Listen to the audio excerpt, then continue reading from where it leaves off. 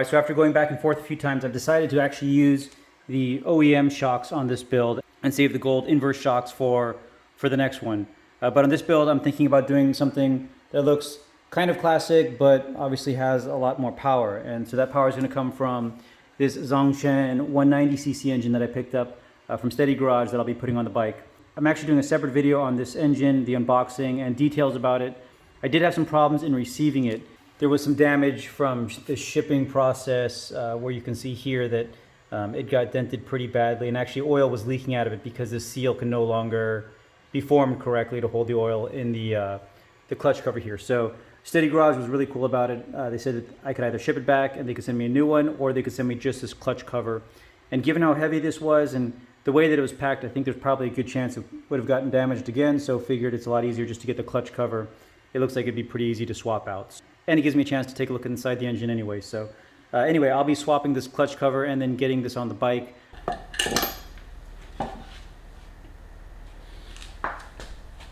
So now that it's open, you can see that this is actually pretty messed up.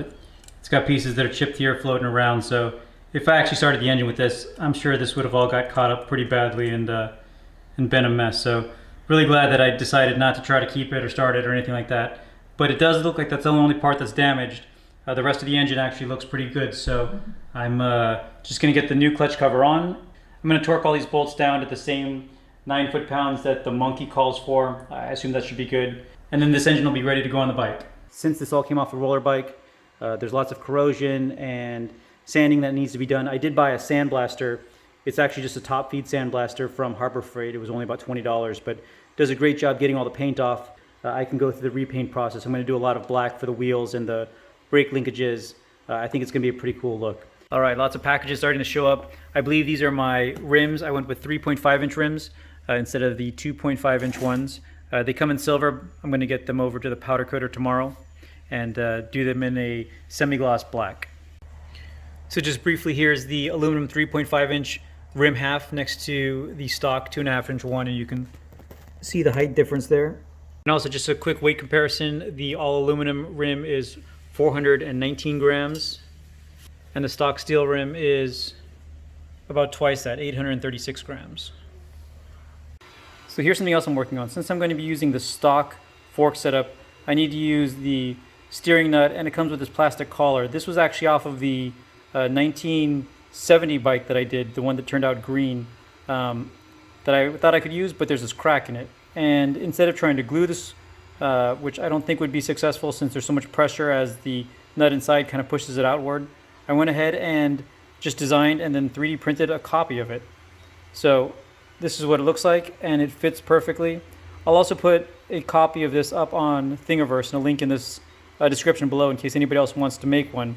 But pretty straightforward and a lot easier than trying to fix this, and obviously cheaper than buying a replacement. So check these out. I have a coworker that actually has a mill and a lathe in his garage and redid these bolts for me. But they're absolutely gorgeous. These were pretty pitted and rusted, but he did a great job bringing them back to life. Even did the ends there too.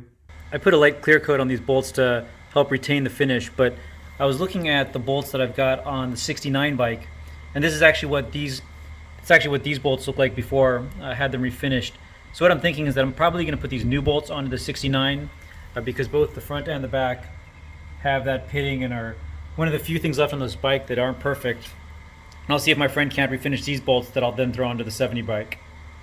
Alright, so thanks everyone for sticking around. Hopefully in the next couple of weeks it starts to look more like an actual bike. But right now just working through some of the smaller things, and I hope it's interesting content to see some of the stuff that we're doing before we start putting wheels and the engine and the other big parts of the bike together. So if you haven't yet, please subscribe below and stay tuned for more videos. Thanks a lot.